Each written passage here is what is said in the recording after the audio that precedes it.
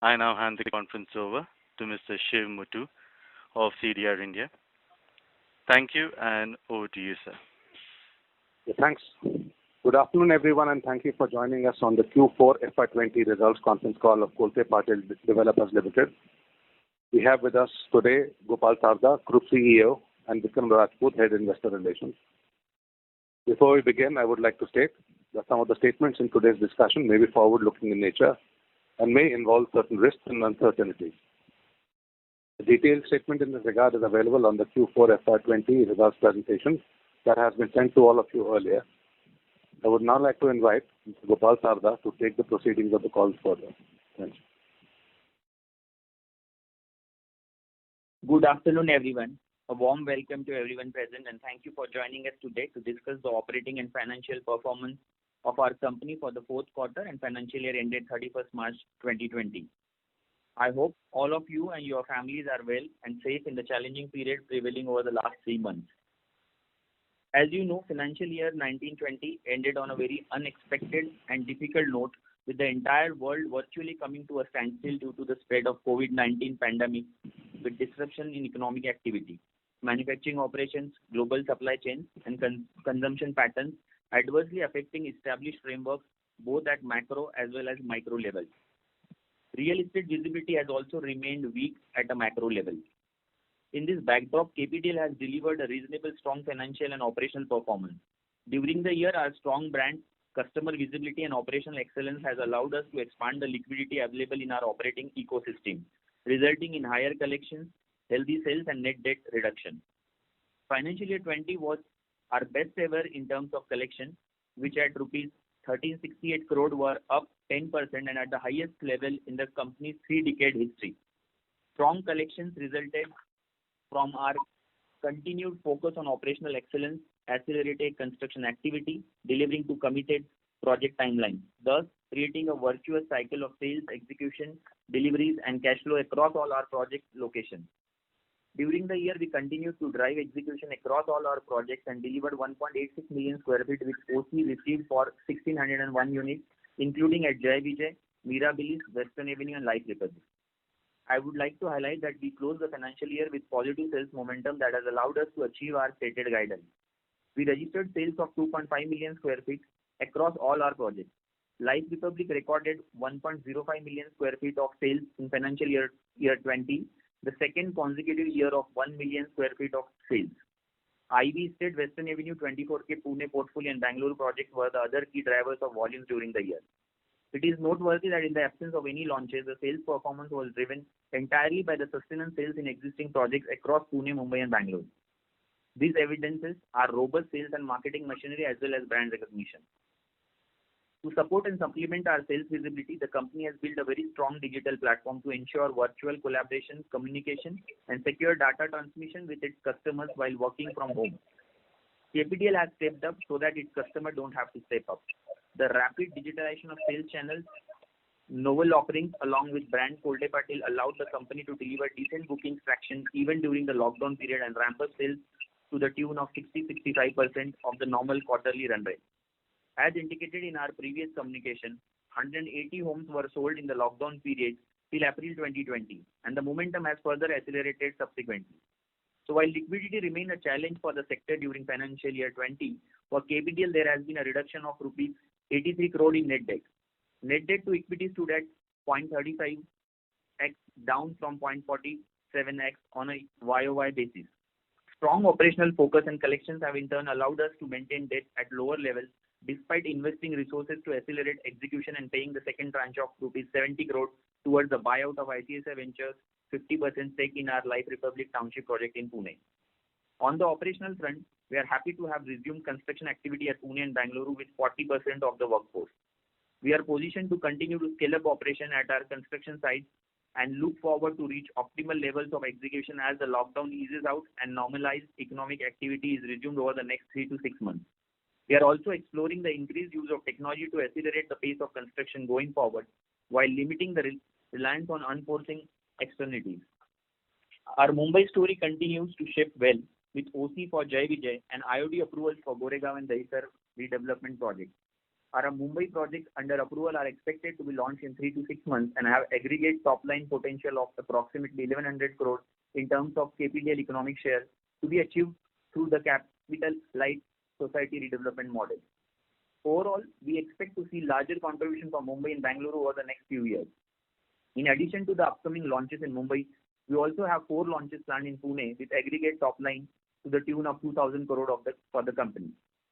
Subsequent to the close of the financial year, we have entered into an agreement with Planet Smart City, a UK-based real estate developer, for strategic land monetization of 5.52 acres of sector R10 in Life Republic for rupees 91 crore. This portion of land has a residential development potential of 7.6 lakh square feet in terms of sellable area. Under the agreement, this land parcel in sector R10 will be jointly developed by KPIT and Planet in the profit sharing model. Also, importantly for us, it provides further liquidity on the balance sheet to pursue further growth opportunities. This transaction further highlights the value creation prospects of Life Republic as a project. Now I would like to take you through a quick discussion on our financial performance. In order to facilitate like-to-like comparison and continuity of information flow, financials based on the erstwhile applicable percentage of completion method of accounting for revenue recognition have also been included on slides 18 and 19 of the result presentation shared with you earlier. This is the accounting method we continue to use internally to evaluate our ongoing performance, and we see it being better aligned with the real estate situation of the business. Revenue from operations in financial year 20 on a POCM basis saw an increase of 2.6%. Key contributors were Life Republic, Western Avenue, Opula, Ivy Estate and Bangalore projects. EBITDA margin was lower at 20.9% on account of higher revenue contribution from lower margin projects. Net profit post minority interest rose by 12.2% to rupees 137.5 crore based on lower interest costs, reduction in corporate tax rate, and higher other income linked to buyout of ICICI Ventures stake in Life Republic. Going forward, while the COVID-19 pandemic and the resultant lockdown of human and economic activity across the country has subdued consumer sentiment, demand trends have been incrementally positive each passing month. We believe in the structural demand theme of real estate and are optimistic that traction will first return to affordable and MIG segment, which is the majority of our project portfolio. Efficient management of capital, human resources, supply chain and customers is the recipe for thriving in the current scenario.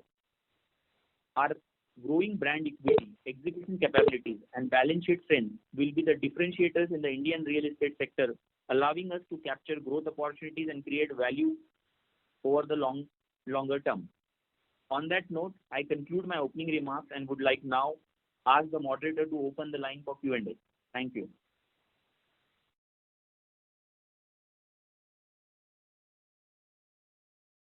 Thank you. Ladies and gentlemen, we will now begin the question and answer session.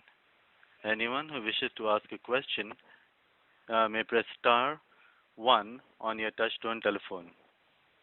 If you wish to remove yourself from the question queue, kindly press star and 2. Participants are requested to use handsets while asking a question. Ladies and gentlemen, we will wait for a moment while the question queue assembles.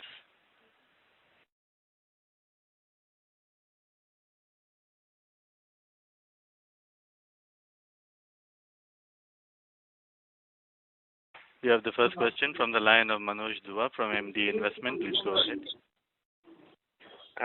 Congratulations on the good performance in terms of cash flows and Life Republic, Planet deal and ICICI deal and debt reduction, I think commendable. My question is regarding this commercial you are doing. You have written 2,000 crore sale potential. Can you throw some color into it? It means that you are going to sell it, not lease it. And how are you going to plan the working capital? Do you intend to sell during construction or you want to sell after the completion of project? Sure. See, prima facie, these all locations are very strategically and agnostic from the Pune perspective. And that's the reason I think we have planned commercial as a development. So while doing commercial as a product, we will ensure that the financial closure is on place. So our strategy would remain in a manner that we will ensure that the cost of the project needs to be raised either from the bulk transaction or with some sort of association with any kind of private equity. And then we will think about the balance portion to be considered for the lease parameters vis-a-vis the sale and realization. So the team is working on that. I think we are doing a lot of research and development on the commercial front. We have prepared a couple of models, but one thing is for sure that I think the idea would remain to go asset light, not to build debt on the books, and try to structure the transaction in a manner either into a build to suit or with some sort of a JV partner to take care of the project cost.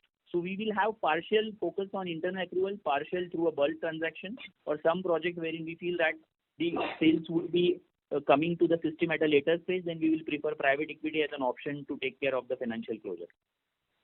Okay, great. Second, my question was regarding redevelopment. You have 1100 crore guidance for the sale of 3 projects. How much profitability we can make out of it? So from the Mumbai portfolio, I think we can expect 25 to 26% sort of EBITDA, which translates into 250 to 275 crore. Okay. And how post-COVID things are shaping in redevelopment on the supply side? Godrej has also signed one small project in Matunga for the society redevelopment. So can you give me some color how the supply side is shaping up in redevelopment? Sure. So I think on the redevelopment front, like the 2 projects which we were talking about, Sagar Vaibhav and Hariratan, these projects we have given them notice to vacate, but unfortunately 70-80% of the residents have vacated the premises and balance 30% got stuck due to the kind of lockdown situation all over in the world. So I think people are very cooperative. We are trying to bring some sort of amicable formula, like how we can consider this at a pace. So what we have decided is that we will start our rentals once we get the construction permissions and once we have the society vacated. So as per the contract, they are also knowing that maybe 70-80% people have vacated the premises. But for us to commence the work and to get the letter of entry, we need a 100% vacation of the society. So they are also accommodative. They are trying to move ASAP, and then we will be continuing the project as planned. So there is no change in the journey. I think what we believe is that as far as the Mumbai market is considered, up to 3 to 3.5 crore products, we see that there would remain a decent sale, and we can continue on the existing business plan what we have planned from these projects. Okay, thank you. I will join back the queue for one more question. Thank you. Participants, if you wish to ask a question, kindly press star 1. The next question is from the line of Mr. Adidev from ICICI. Please go ahead. Yeah, good afternoon, Gopal. Sorry, I joined the call a little bit late. Just want to ask on the launch calendar you've given. So we are planning now 3 commercial projects. You may have already answered this question, but sorry to reiterate. So is this a more recent thing you've decided on, or and will it be strata sale or lease? What is the exact plan over here? So see, as I said earlier, now let's talk about the Boat Club project. That location is so strategically positioned. I think we have to plan commercial only there. So that was earlier decided. As far as the Giga Residency is considered, I think it's adjacent to Phoenix and diagonally opposite to earlier Inorbit. I think that location we have planned residential earlier, and that too with a very bigger sizes of 3,000, 4,000 square feet. And then later on we have realized that market is very subdued in the Pune as a city, and location is very good from a commercial perspective. So we have redesigned the entire project, and now we are going ahead with the commercial. And as far as the third downtown project based out of Kharadi is concerned, I think that location is suitable for any development, maybe retail, residential and commercial. So the thought was fully commercial, but now we have prepared a couple of design options wherein we can either look for full residential or partly residential, partly commercial. So all those evaluations were going on. And as I said earlier, I think from the financial closure perspective, we all know that towards commercial development, maybe initial sales is slow. Towards once you complete RCC and nearing possession, the sales pick up. And sometimes commercial is a pure function of lease. So we have ensured that the financial closure will be taken care of. We will not go ahead to build such kind of huge portfolio on a debt. And we have decided to either cut some inventory in bulk with a discounted price to take care of the cost, or if we feel that any private equity would wish to join the project at a right and decent valuation, so that option is also on. So while doing all those developments, we will have all our options open from internal accrual perspective to BTS perspective to private equity or HNIs who wants to purchase in bulk. So basis the right combination, we will close our financials and move ahead. Okay, but is this a done thing? You will definitely be going ahead this year with the launch and construction, or it is subject to all the financial process that you mentioned? No. Yeah. So as far as the products are concerned, Giga Residency, Boat Club, we will for sure go ahead with the commercial development. There is no change in those products per se. Downtown, we may consider partly residential, partly commercial, and in next 1 or 2 months we will freeze that. But rest of the project for sure we are going ahead with the commercial development. Okay, and this is strata sale. This is what you want to do. Yeah. So we believe that after COVID also, so it won't happen that all of a sudden the entire demand will be vanished. Obviously, we all expect that the commercial demand will go down. It may come from 100 to 50 or 50 to 30%. But there would be some decent demand, and these locations are absolutely very premium and prime locations from a Pune perspective. So we are confident that the kind of overall development potential, which at each of the location is not more than 0.6 million. So like when we talk about Giga Residency, it's just 0.6 million, and when we talk about Boat Club, it's just 0.38. So I think these are a decent development. In 3 to 4 years time, we can easily upload this kind of inventory, and we are not going into 1 million or 2 million square feet of big bed. So we think that we will be able to complete the project on time. Okay, sure. And second question is, what are we doing on the activations front April onwards in terms of whatever sales we have been doing? If you just help how the online channels have helped, and with all these people now working from home, how do you see demand for homes panning out over the next couple of years? Yeah, it's a good question.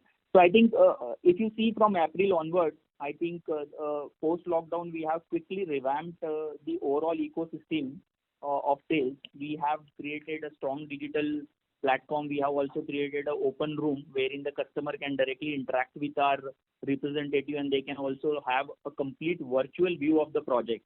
So as far as all technology, digitalization, whatever we can do, we are doing that. And I think customers are buying. So I may not say that 3 crore onward inventory is moving on a digital platform, but yes, up to 80 lakhs inventory, like projects like Life Republic or projects which comes under MIG portfolio, between 35 to 85 lakh, we have seen a decent traction. There is a good demand coming into the system. So those guys who have, we call it a visit done not booked, that data is getting converted to the sales, as well as there is a superb demand coming from an NRI market. So I think we have seen that the NRI sale pre-COVID vis-a-vis the post-COVID, it's almost double. So we were doing a 10 crore of sales from NRI market pre-COVID, which has resulted into a 20 crore of sales post-COVID. So we have created a overall ecosystem. We have also done with a sales campaign, We Step Up, wherein we have created AVs. We have tried to explain through AVs that how the overall ecosystem has been derived by KPDL, and people are buying. So I think digital platform is also a good platform. I believe visit done not booked are getting easily converted. NRI guys are also getting easily converted. If some guys who want to do the site visits also, that also brings some sort of efficiency in the system. So in spite of 3 site visits and then we take a decision, by using this digital platform, I think whatever information or whatever discussion we need to have with the sales representative is getting completed. And then one site visit with social distancing, they are giving the check. So we have created a system wherein even the customer can come by their car, and then our guy in his car is taking through the project, and he is aware about the location and everything. And basis the other digital interaction, they are cutting the checks and we are doing the closure. So I think we cannot say that 100% sales is coming from a digitalization, but yes, at the same time, 50 to 60% of the sales is still happening through a digital platform. And guys who have already visited are taking the decisions at a faster pace. So we believe that going forward also 40-45% of the sales can be generated through digital platform. But yes, to bring to the original operational capacity of the sales, we also need the site visits and physical interaction with social distancing and other hygiene and precaution parameters at site. Okay, and on this, what is the view on this work from home and all this talk which is there? on the offices front, and how do you see it, demand for your houses panning out? So as far as work from home concept is concerned, I think it all depends on the profile of the person. So like from a real estate perspective, if you see the construction and sales teams are any which ways are based on the site. So if they can manage, they are managing from the site, and rest of the corporate people, we have created a batches wherein whomsoever can work from home is doing, like from a legal perspective or from some other department, they can obviously do the work with the same efficiency. But I believe that this is not the complete concept that the entire corporate world will shift from a work from home. Obviously, till next 3 to 6 months time, work from home would be a bigger forum and smaller forum would be available at the offices. But on a longevity basis, I think it will come back to normalcy. As far as the IT and other sectors wherein work from home, which was prevailing earlier, also will be continued. So we feel that these are all short-term things, and on a long-term basis, probably slowly economy will come back to the normalcy at pre-COVID situations. Okay, that's it from my side. I'll come back in the queue if I have more questions. Yeah. Thank you. Thank you. The next question is from the line of Mr. Parikshit from HDFC. Please go ahead. Hi, Gopal. Congratulations for fantastic numbers, especially managing the balance sheet in such times and closing that deal in April, which was like where we were almost at the peak in terms of COVID. A lot of deals are falling apart, and also commendable that the organization, you have not done any salary cuts or deferrals of salaries. So that speaks about that you are comfortable on liquidity. My question was more on so how do in this new post-COVID era, so how are you redesigning your launch plans? And also if you can highlight, because your LR is like 50%, almost I would say 35-40% contribution of this year's sales of 2.5 million comes from LR, which is a large contributor to the volume. So, and surrounded by pools, it pools a lot of IT employees who are basically buying there. So if you can also give a mix on the buyers of LR, and in the uncertain times where there could be demand shrinkage in IT and this work from home thing is being worked out, plus people are talking about rationalizing cost. So how could that impact the LR plans of launches? And also if you can touch upon the monetization like one you did in Planet Smart. So are you planning any such monetization also in that LR? Sure. So I think, Parikshit, answering to the first question, to look at the overall operational business plan. So the idea would remain as that we want to come back to the original level. So let's assume on the collection front, if we are at 35-40%, on the sales front, if we have reached to 60-65%, and on the construction front, we are at 35-40%. So the idea would remain that we need to quickly come back to the original operational capacity. So we are aiming that by end of this financial year, we should come to 80-90% of the last year's performance. So the focus would remain to preserve liquidity on the books so that the operations are not getting impacted. While doing so, there are a couple of business development opportunities which are coming on the table. So what we will do is that we will not take aggressive bets for next 6 to 9 months on the outright purchases. But having said that, you know, in this consolidation phase, there are so many proposals which are easily available without paying the land cost, and in a structured manner, you go into the JD's revenue sharing model by giving 5-10 crores. The conference is now being recorded. Irrespective of the COVID scenario externally. And some transaction, if by chance it comes at a very, very attractive price, then we have the platform. So with private equity, we can exceptionally look, but that needs to be a distressed value.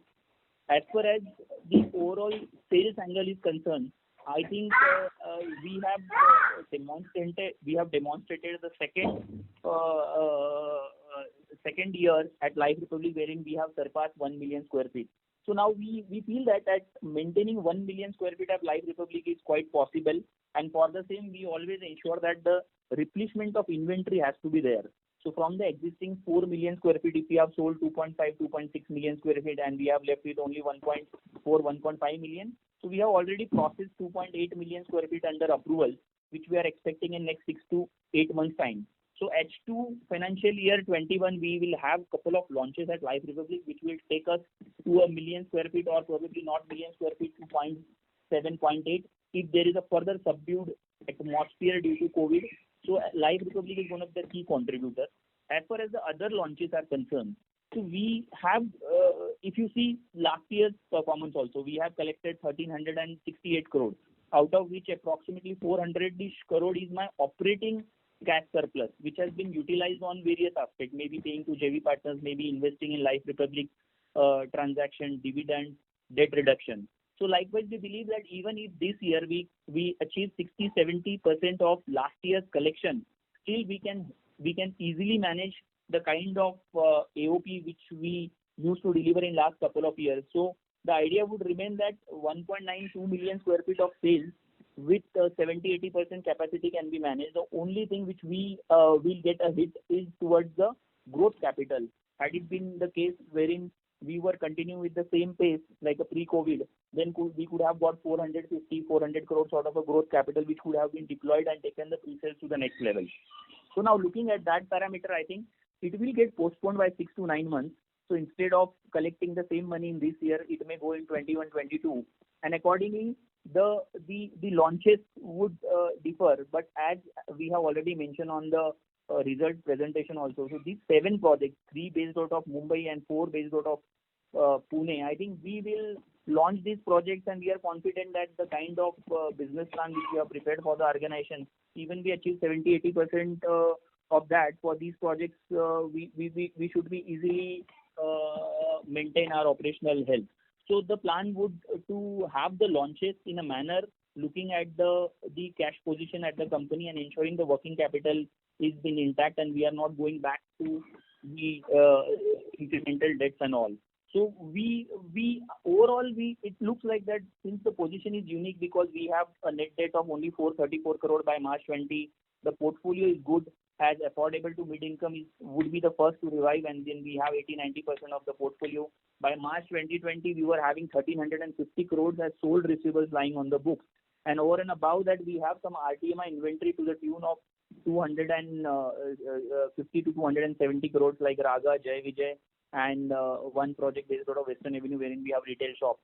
So a collage of all can give us a good, healthy performance for this financial year.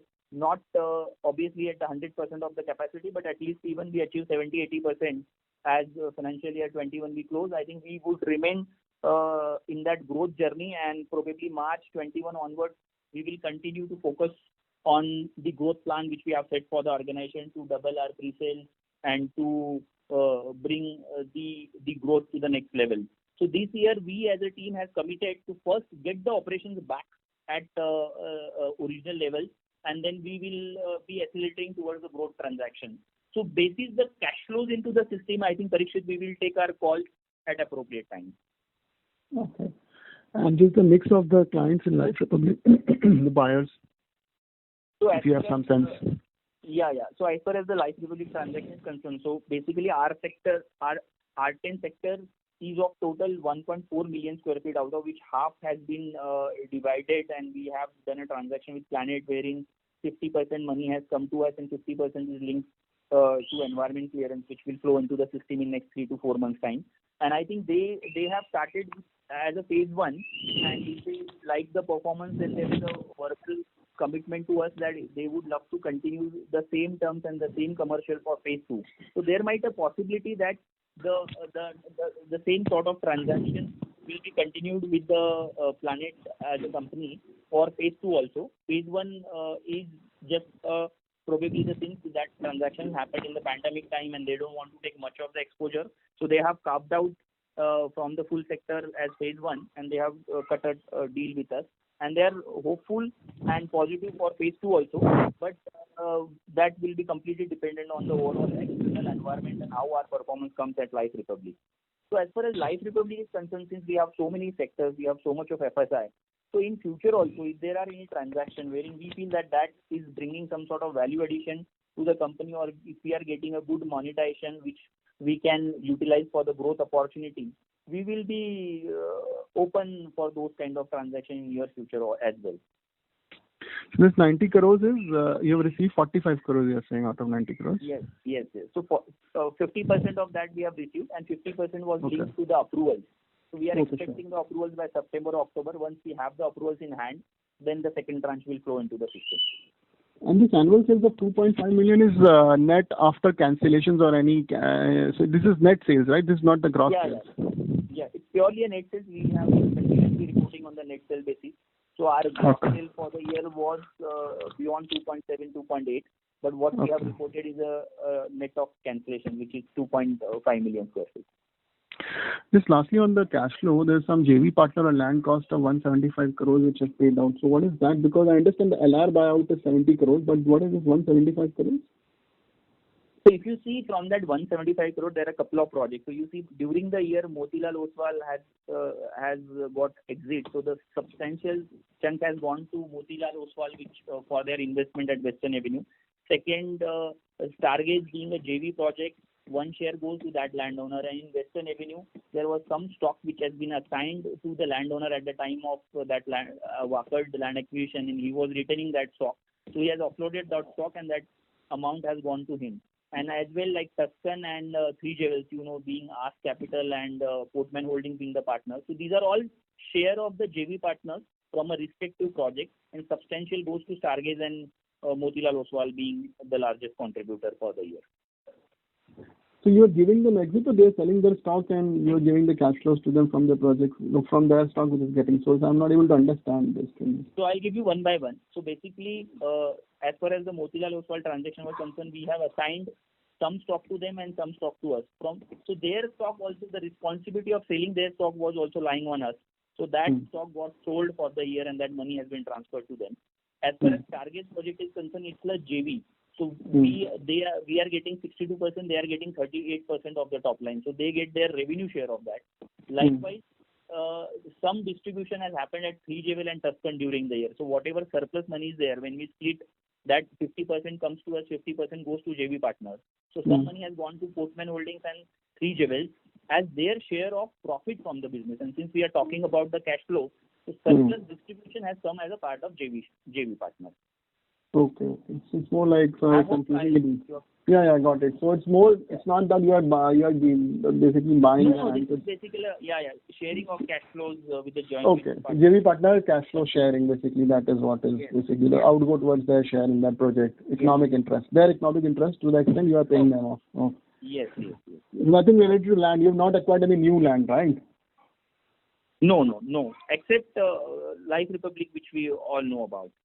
Yeah, that's the 70 crores you have separately shown in the tranche payment, right? Yes. Okay. Thank you, Gopal. I have a few more questions. I'll join. Thank you. Thank you. The next question is from the line of Mr. Biplab from Antique. Please go ahead. Good afternoon, sir. Hope all is well at your end. Yes. So, sir, first question is on your existing ongoing projects.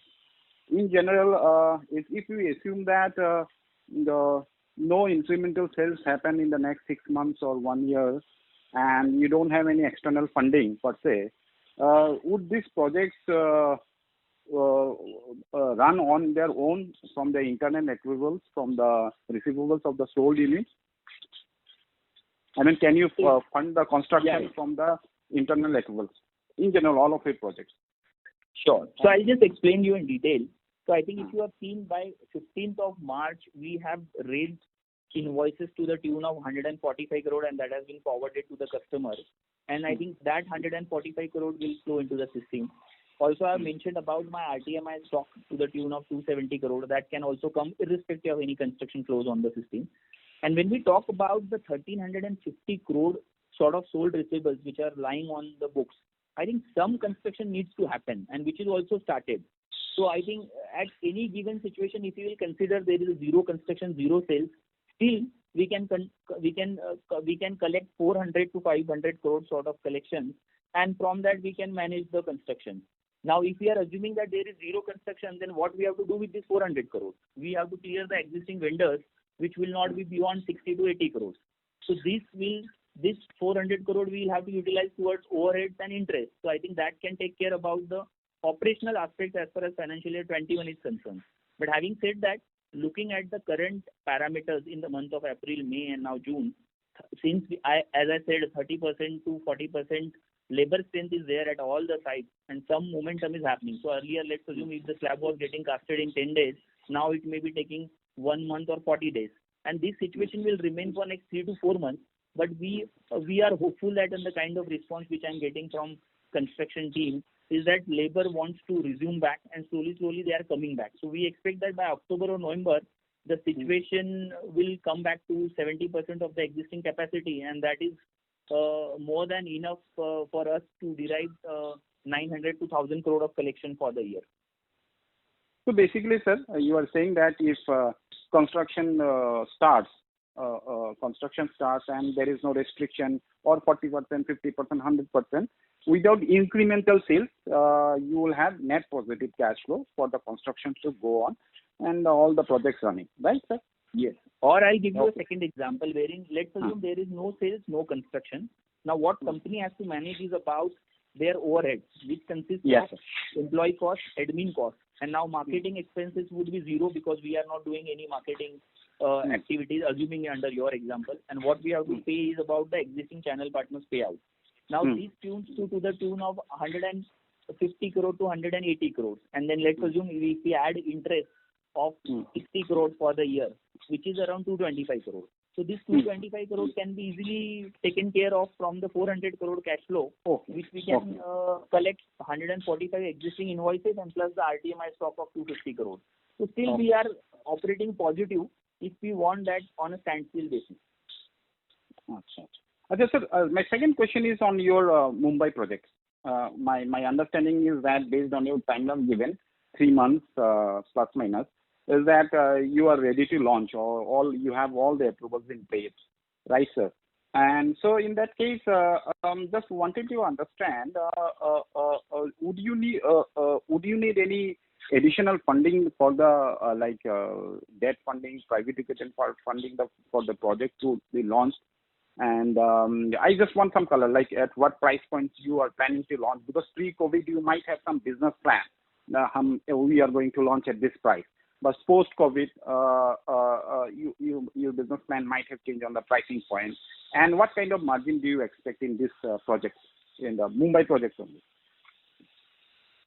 You see, as far as Mumbai projects are concerned, I think now there are a couple of positive developments. Like now we all are aware about that the premiums can be paid at a deferred manner with 8.5% as the interest.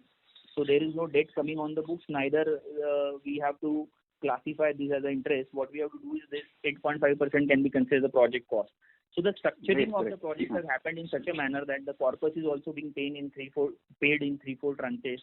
So obviously to start the project, see, some premiums needs to be paid. So let's say if we take the example of Sagar Vaibhav, we need to pay 8 to 14 crores to do the project completely plug and play. So by investing 14 crore, if you are getting a full inventory, then we can manage the full project wherein we are expecting 70 odd or 75 odd crore sort of free cash flows. So for these kind of free cash flows, some investment needs to be done because it won't be possible that you are managing the project completely on internal accruals. So initial investment to the tune of 10-15 crore for Sagar Vaibhav, and then for Hari Ratan, let's assume since it's a bigger project, we need to infuse 20-25 crore to take off the project. But we can also do the phasing. So like instead of taking the full building as plug and play, we can take a partial building and by reducing from 25 to 15 crore. And to support the next level of cash flows, we have retail portion there.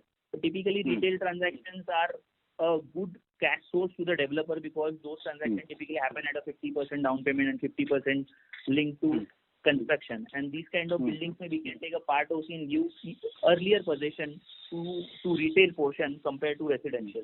So there are a lot of business angles, lot of business acumen and financial acumen needs to be applied to take care of the working capital cycle as and when the situation comes, and appropriate calls will be taken at appropriate timing, depends on the external factors. Sir, about the at what prices you're planning to launch and expected margins this kind of projects shown on? So as far as Sagar Vaibhav and Hari Ratan is concerned, Sagar Vaibhav we expect that at an agreement value level, so which basic price plus your floor rise and other charges. So at an agreement value level on a sellable basis, we expect 14,000 to 14,500, and at Hari Ratan we expect 16 to 16.5 would be the launch prices, and basis the overall response will take the prices to the next level. And as far as the margin are concerned, I think I have already mentioned that we will be managing the entire Mumbai portfolio at 25-26% sort of EBITDA margin. Okay. Sir, I'll come back in the queue. Thank you, sir. Thank you. Thank you. We request participants to kindly limit your questions to 2 per participant. The next question is from the line of Kunal Shah from Carnelian Asset Management. Please go ahead. Hi, thank you for the opportunity. Just taking forward the question on the cash flow. So it would be right to assume that when we look at collections, we should see collections net of amount paid to JV partner lend cost. No. So if I have understood your question correctly, you mean to say whatever collections we are getting are net of landowner share? I mean, when we are looking at collections, right, so say 1,312 crores, probably the whole of 1,312 crores eventually does not belong to us because we still need to pay 175 odd crores. So it would be right to see net of JV partner lend cost when we are looking at the collections on a year-on-year basis. So if you look at the collections on a year-on-year basis, what we show on the inflow side is a gross one, and what we show on the outlay side are the actual distribution. So okay, we are showing gross collection, and whatever we are paying to JV partners or probably towards land and everything is getting mentioned on the outlay side. So yes, the collections are on a gross basis. Okay. And just the other question on the commercial fees as far as Pune goes, right? So now you've already touched upon it in the previous call, but just wanting to understand since the commercial is, seeing a little bit of pressure, right? And since we are looking for initial investments from private equity players or some sort of JV partner, considering the market scenario, do we see any potential delay happening as far as the pipeline of this projects go? And the second part to the question as far as the Life Republic go, there's been a trend and a lot of been talked about people, when it comes to IT, right? Residential demand going down, people again moving to their hometowns kind of scenario. So any thought you would want to share on that aspect as well? So let me just answer your second question first. So I think as far as the Life Republic and consumer demand question is concerned, I think we are not seeing any kind of reduction in the demand. In fact, post-COVID, people are getting emotional and they are pushing their decisions of buying home. It's all about the affordability and their basically overall paying capacity. So as far as Life Republic is concerned, irrespective of the COVID scenario in last couple of months, like if you see April, May and now mid-June also, we are already at 50% of our original sales capability. And we believe that there is lot of inclination, lot of interest are flowing all across. It's all about some customer really want to come and see the site. They really want, some customers are waiting for the market to correct, and the moment they feel that obviously the branded players are not going to slash their prices, so they will jump on it. So as far as demand is concerned, demand is absolutely coming back at a rapid speed, not obviously at the pre-COVID scenario, but yes, definitely post-lockdown, the scene which was we witnessed in the month of April vis-a-vis the kind of scenario which we are looking in the month of June, it's an upward trend. So maybe at April we were at 40%, then May we were at 50%, and now June we have seen that we have already come back to 60-65% of our monthly run rate. So demand is obviously coming on an upward direction, and in next 6 months time, 6 to 8 months time, it will be settling to the pre-COVID scenario is what we feel as far as affordable to mid-income segment is concerned. Now, as far as the commercial question you are talking about, I have a couple of times mentioned on calls earlier also, on this time also. See, the locations were so agnostic that the product fitment is absolutely correct. And going forward, even if this, let's assume even if the market goes into a different scenario, or even if suppose B or C developers are slashing the price, but what will prevail in the coming market is about your layout and product. So we are not compromising, and that's where we are giving utmost time to come up with the best of the product and best of the layout. So ultimately, for the quality product, there is always a demand, is what we believe, and we hope that we will be able to manage the sales at appropriate time. And while doing so, we have created a couple of scenarios, and if A plan doesn't work out, so we have option plan B, which will take care about the financial closures. Margin would be here and there. Let's assume even if we aim for 35% margin, and then if option A doesn't work out, we end up with a 28 to 30% of margin in option B. But we have all our plans ready, and the financial closure is what is at most important for us in this pandemic time. No, I was trying to understand more from the delay in the pipeline kind of perspective, right? So there is no doubt about being the selection of the location as commercial, right? Okay, fine enough. But considering the scenario, can there be a delay as far as the target launch goes, which could affect the pipeline? Is more what I was wanting to understand. Yes, absolutely. So you are right, and that's the reason if you have seen in the presentation, I've given a broader range. I have not given a specific time. Across the projects I have taken sometimes 3 to 6 months, 6 to 9 months, or 9 to 12 months. So one quarter here and there is definitely possible, because even the government authorities sometimes, if something happens in their offices, there might be a delay of clearing the files. If you see at the Mumbai level, since March, MC has not cleared a single file. So it's been last 2-3 months, almost so many files are pending. So we those kind of unforeseen situation or any kind of government delays to clear the file, we are mentally prepared for the same, and that is in one quarter here and there is the buffer we are keeping in our hand. Okay. And just last question, if you could help with the cash flow situation as on June, right? So I mean, we have 110 crore worth of undrawn line, and then we started with a cash of balance of 97 odd crores, and then probably 45 crores received from this R10 sale, right? So how is the cash flow situation as of now with the company, if you could help understand? Absolutely. So you have seen that by March 2020, we were having some 98 odd crores in cash and cash equivalent at liquid funds.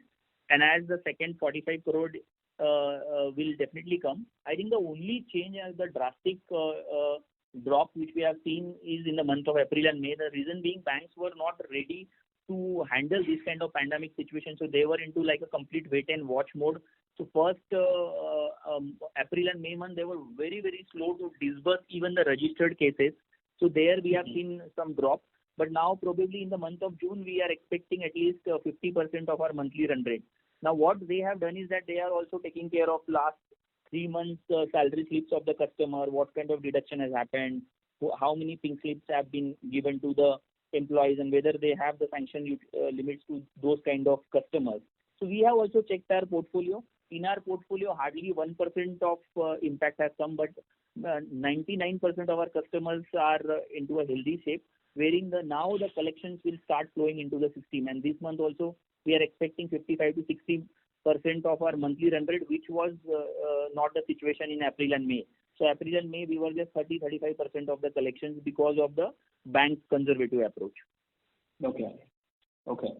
And just one more extension to the question. As far as the average realization rate goes for the company as a whole, it's obviously a dependent lot on the location, projects, and everything, right?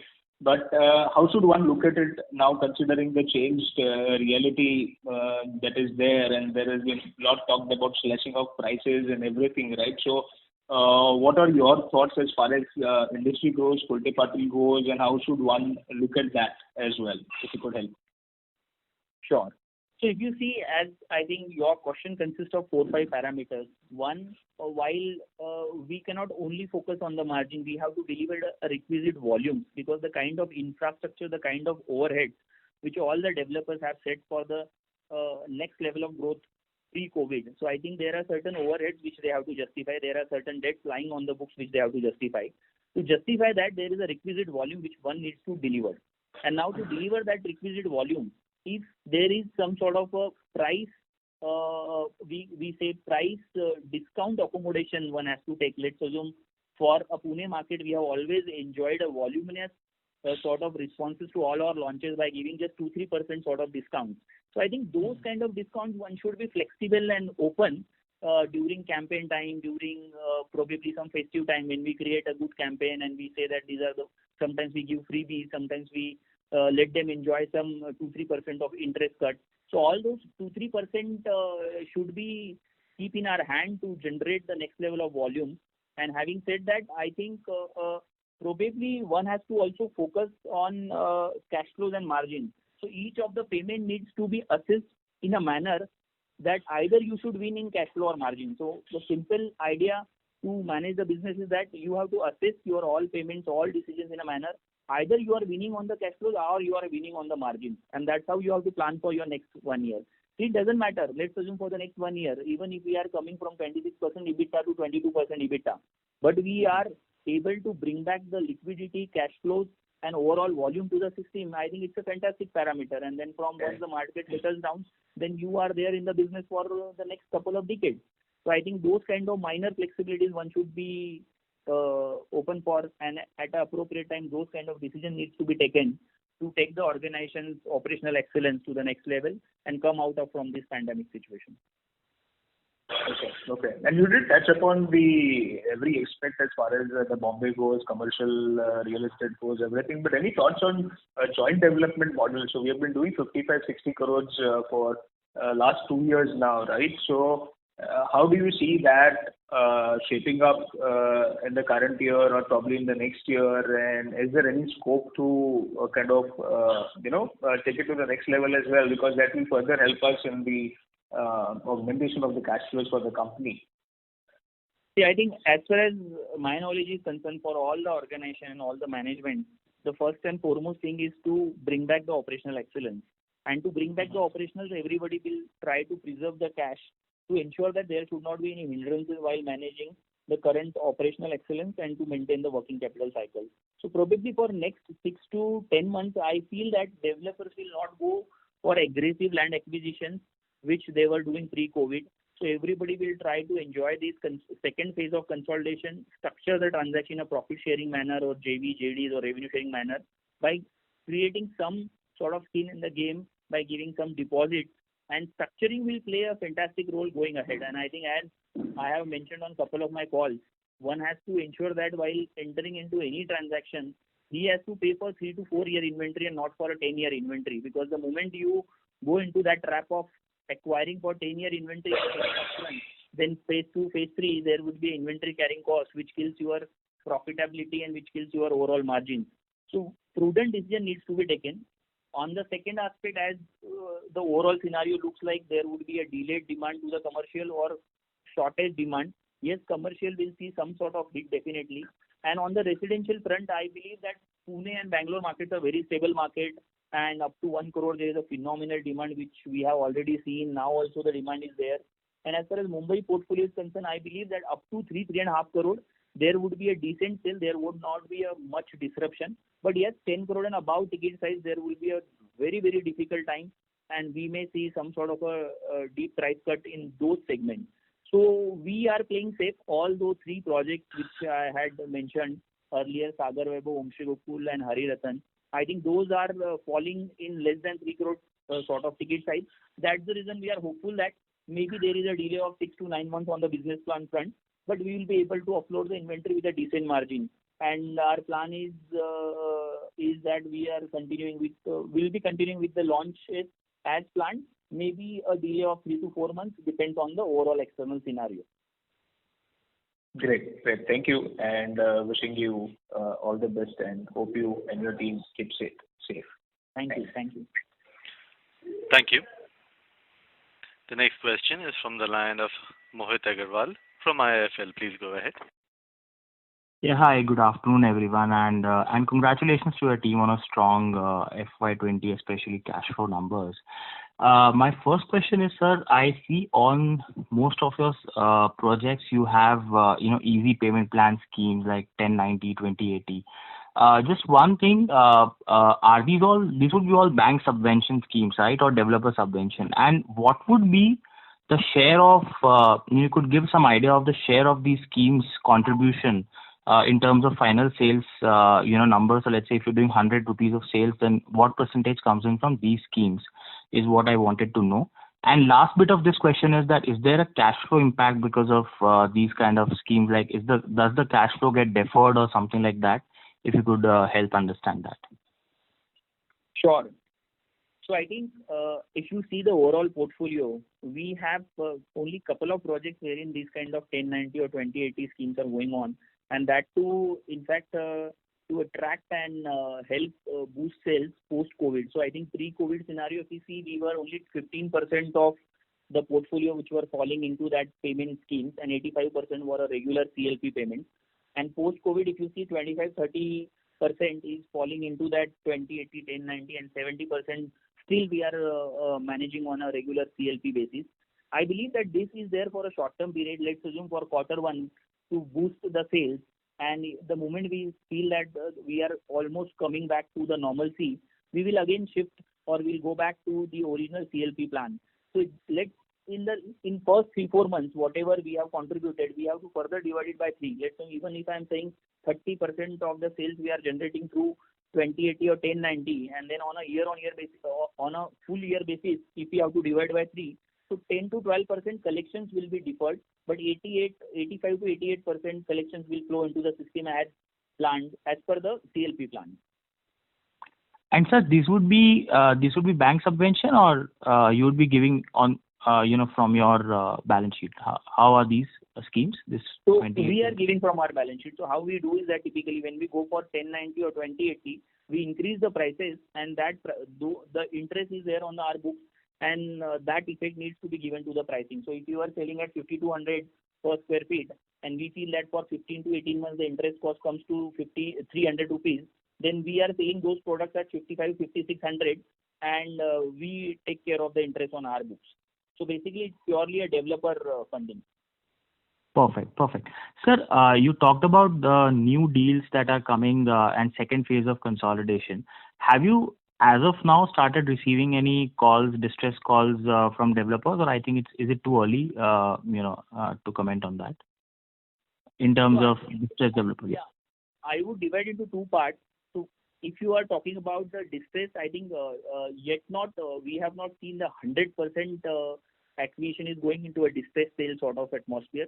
But yes, there is a lot of inclination from landowners or developers for the larger parcel, which they know that only the large developers can complete by executing and giving them their land monetization. So those kind of deals are flowing into the system. And to be very honest with you guys, I think in the lockdown period also, we have almost closed one transaction wherein we have paid the first tranche and waiting for certain CPs to be concluded, and then post that the SPA we will be signed and then announced. So during lockdown period also, we have got a fantastic transaction wherein it's a pure 50-50 profit sharing arrangement without land cost to be considered, and some deposit we are giving basis the milestones. So one milestone we have cleared, but since the final binding document we are waiting to sign because of one CP which we have created. Once that will be completed, we'll announce that transaction also. So I think transactions are flowing onto the system. It's all about your unique structuring, which help you to be asset light and also enjoy cash flows to boost your ROCs. Great, sir. And sir, last one, very small one. Your presentation says there's a 3-month moratorium that you have taken. So is the understanding correct that now in June, July, August, in that period you have started paying up EMIs? Yes. We have always, even in the month of March we have paid. Only April, May and June we have taken on a safer side. We want, as I said, we want to preserve more and more cash on the books for 2 purposes. One, to build operational excellence, and second, to enjoy if there any business development proposal comes on the table on a lucrative term. So we are also keen with the asset light model. So as I said, we are not in a mood to cut down 100-200 crore check and buying outright transactions. But yes, in the range of, let's assume, whatever the transactions are coming on our table by paying the deposits and entering into a 50-50 sort of profit sharing model. So those kind of transactions we are evaluating and we are keen. So we are trying to preserve cash for both operational excellence as well as growth for the company. Sure, sir. Thanks a lot, and that's all from my side. Thank you. Thank you. The next question is from the line of Alpesh Thakkar from Motilal Oswal. Please go ahead. Thank you for taking up my questions, and congratulations for a very good set of numbers. So my first question is basically on the industry side. So definitely, as you mentioned earlier also, that Pune and Bangalore are one of the most resilient markets in the residential space in India right now. But again, if we see that the competitive intensity in Pune is building up, for a couple of years. So how do you see that panning out going ahead also? So any change in long-term strategy that we had like a couple of years back because of changing competitive intensity in the Pune market? So that is my first question, sir. So as far as you have seen, we have 95% of the portfolio into residential, and we believe that we have a residential king position in the Pune market, and we have residential expertise. So our strategy would remain same. I think we will focus more and more on the residential market. And if you see most of the research reports and big research houses, everybody is saying residential would be the game changer for next couple of years due to this COVID scenario. So I think in our strategy earlier also the focus was on the residential, and now also the focus will remain on the residential. And we believe that Pune is a super stable market, and predominantly the demand is obviously stable, and sometimes it goes to the next level.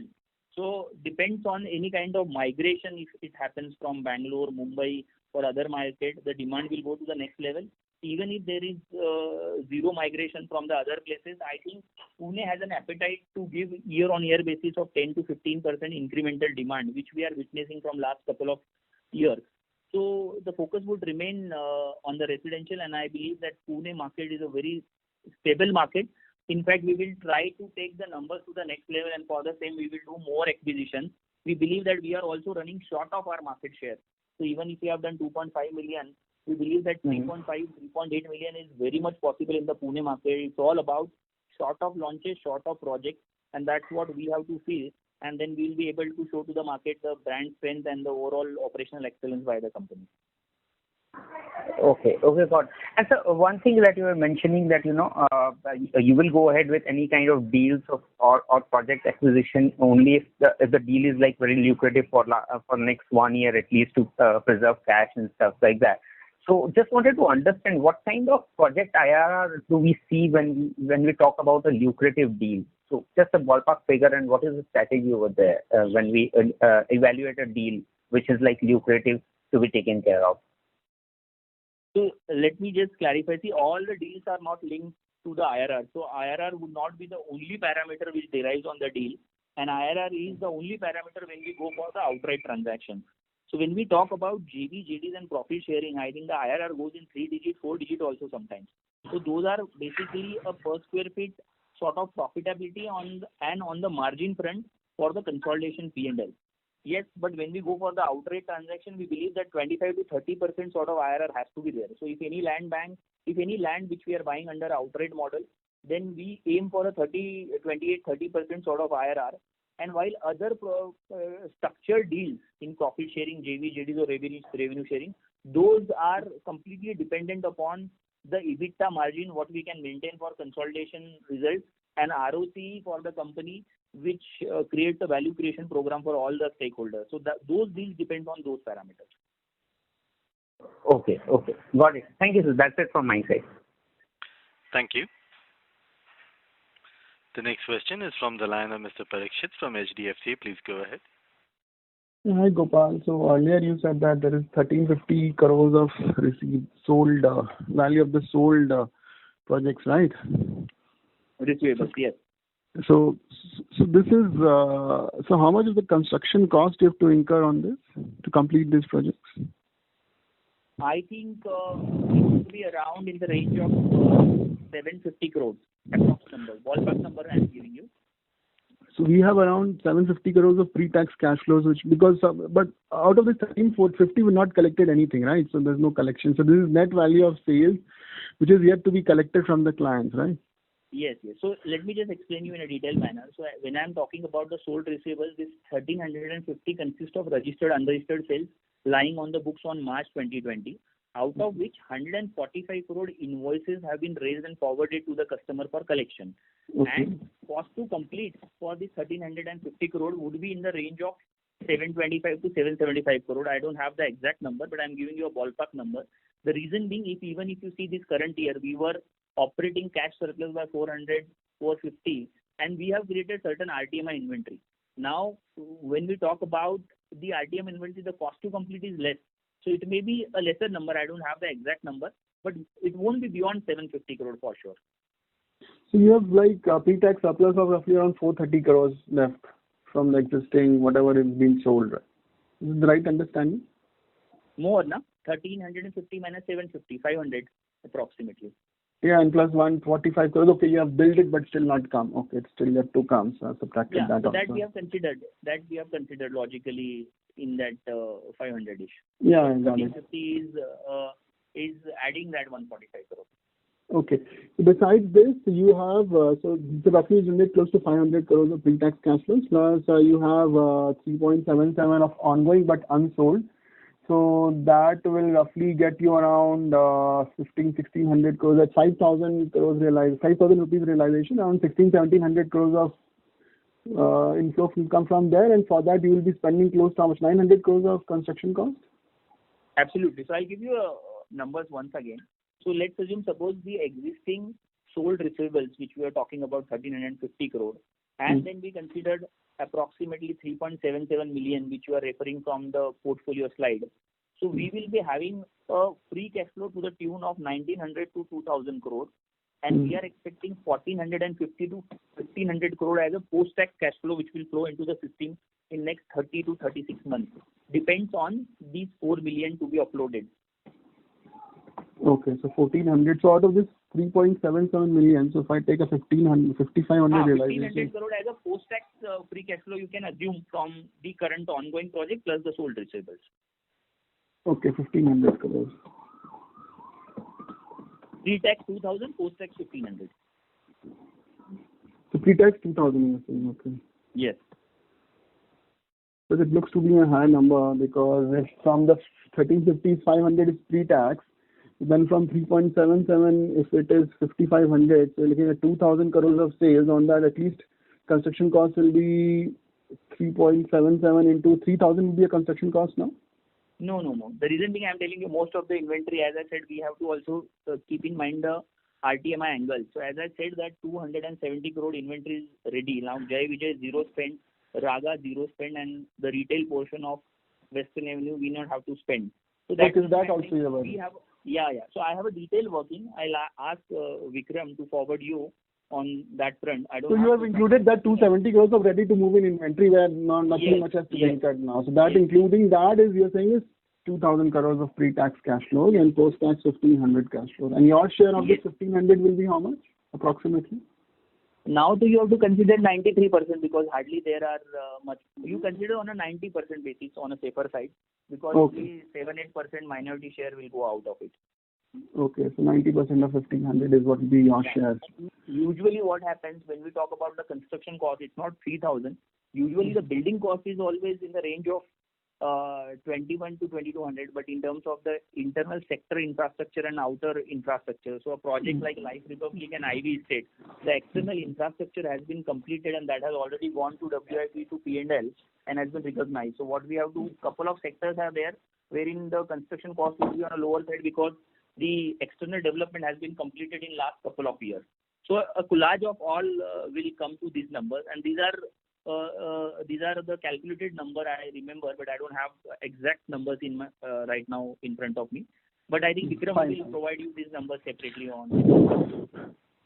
So just coming on the CCM part of accounting now. So this year delivered 1.9 million. So numbers, I know CCM there could be losses, but you're also giving completed this POCM as well. But I'm saying from revenue recognition perspective, now this 1,350 will move into revenue as the projects get completed. So this year there could be a sharp contraction in revenue recognition in terms of CCM.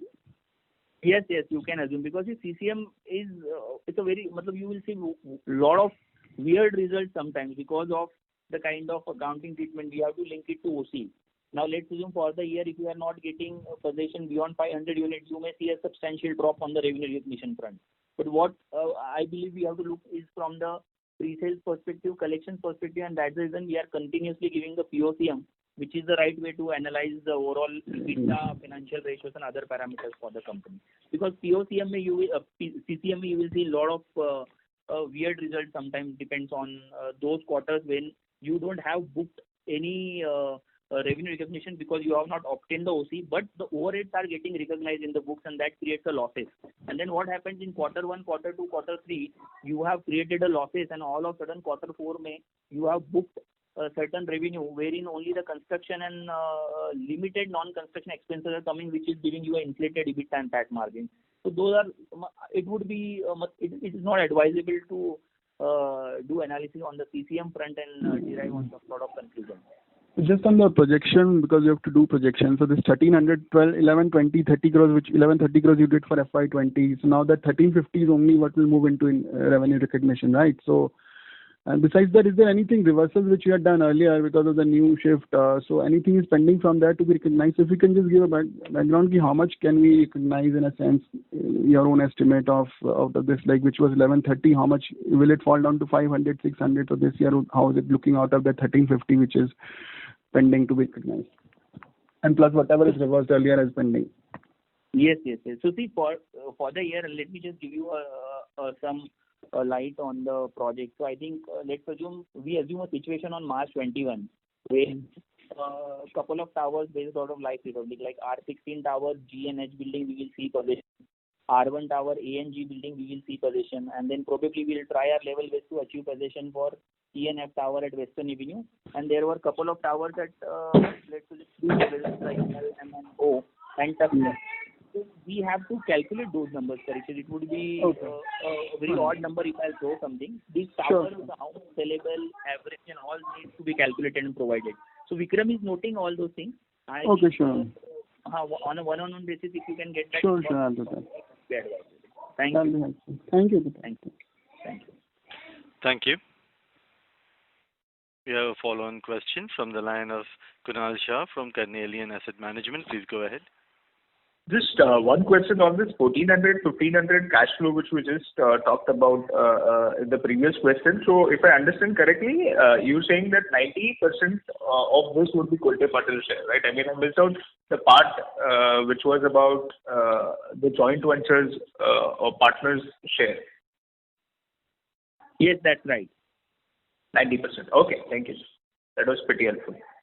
Yeah. Thank you. Ladies and gentlemen, the management will be taking the last question. It is from the line of Mr. Biplab from Antique. Please go ahead. Thank you, sir. Thank you for the opportunity again. Sir, there are two questions. One is on the debt level. It has decreased this quarter by around 52 odd crore. Going forward, because looking at this post-COVID-19 situations and real estate overall demand market, do you foresee any increase in debt? And yes, if yes, what could be the around ballpark debt level that we see in the next 1 year? Sure. So I think for the quarter, we have reduced our debt to the tune of 86 crore, and for the year, depends on net cash and cash equivalent, it has come to 83 crores. So since we have a protocol of maintaining debt equity ratio at 0.5 and currently we are at 0.35, so we have a buffer in our hand to the tune of 0.15, which if you apply on the net worth, it can come in the range of 125 crores. So always we have a mindset of managing the debt 125 crore plus minus during the years, and that too within the limit of 0.5 debt equity ratio. So we will continue to maintain that. And obviously, now focus would be on to revise the operations and do more collections. So I think it might possible that if the collection flows into the system as planned and banks support us, then we may not require some debt unless and until we do some sort of big investment in other regions or probably go for an outright transaction. Rather, we will be having a decent surplus. But if there are situations wherein banks are unable to operate and they are unable to disburse, or they are going more and more conservative, then on a quarter-on-quarter basis, between 50 to 75 crore plus minus is possible. Okay. Sir, one final question is on your Mumbai project. Say, let's for example say Hari Ratan. You are planning to launch it at say around 16,000. So if you are going to make a margin of around 25-30%, that means that the cost of per square feet cost would be around 12,000-13,000. So I just wanted to understand the cost structure where there could be flexible, because there are a lot of discussion on price cut, and we believe that that price cut at this cost structure would be very difficult. Okay. So just trying to understand, because how this cost add up. Like if you have if you broadly categorize the cost as a, in your case, redevelopment as a society, which includes development as well as corpus as well as rental, and then you have a construction cost 4,000, 4,500, and then you have a government premium. Just trying to understand how this cost, these three category cost per square feet would be ballpark. Okay. Hello. So basically, see, it would be very difficult to give on a per square feet basis. The reason being, Mumbai premiums are a function of ready reckoner rate. So you may see that for Hari Ratan and Sagar Vaibhav, it can come down to 2,000, 3,000 rupees per square feet as far as CDR paid FSI premium come. And sometimes for a project like Jai Vijay, it can go to 6,000, and for a project like Bandra, it can go to 8,000 also. So it completely depends on your ready reckoner rate, which derives your premiums calculation as well as the TDR calculation. That's the first part. Second, when we are talking about Hari Ratan, you have calculated 16,000 as a price, and accordingly you are deriving a profitability. But while doing so, you have to also assess and understand there is a retail portion wherein we fetch on a higher revenue. So that helps to boost this 16,000 to the 18,000 and half or 19,000 level. And as far as the overall construction cost goes for the redevelopment sector as a whole, you may have heard that minimum 13,500 would be the cost in a suburban site to build the portfolio. So it's a collage of multiple things. I think it would be wrong at my part to give any specific numbers. But what I can give you is about, we always ensure that any project which we acquire, it has to have a 25 to 26% sort of a top line profitability for us to enter into the project, so that there is a margin of safety. If 10% goes here and there on cost front or revenue front, then we should also left with a moderate margin. So that's how we evaluate. And as far as the investment goes, we try to freeze the investment in a manner that we should be investing that 100 rupees over a period of time and getting 100 rupees minimum, and restricting our investment in the range of 30-40 rupees to have the better ROC and IRR. But in the worst case scenario, even if we have to infuse full money as the sales is not flowing into the system, that time also we should maintain that 28-30% sort of IRR. So likewise, we take our decisions and manage the portfolio. And we always ensure that while we go into the suburb side, there has to be either a lesser FSI consumption. So I give you an example of Sagar Vaibhav Society.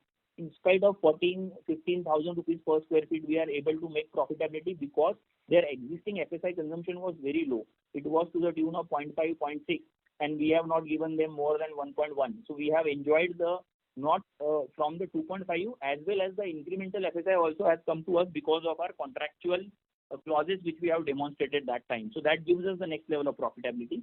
And projects like Om Shri Gokul and Hari Ratan, we have gone aggressively because there were retail portion as a